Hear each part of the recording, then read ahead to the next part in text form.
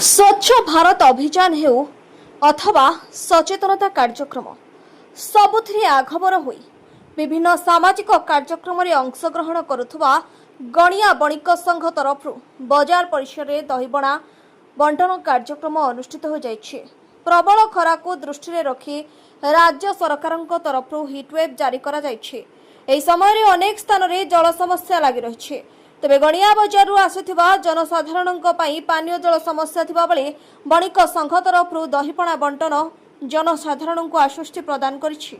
अत्यंत आनंदर सहकारे जनसाधारण दहीपणा पान करुथुबा देखिबाक मिलिथिला।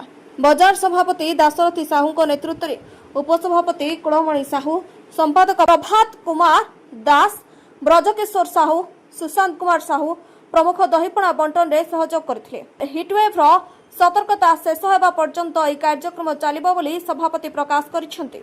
बजार कमिटीर एभली कार्यक्रम को साधारण रे भूयसी प्रशंसा करा जायछि। ब्यूरो रिपोर्ट मणिभद्रा खबर।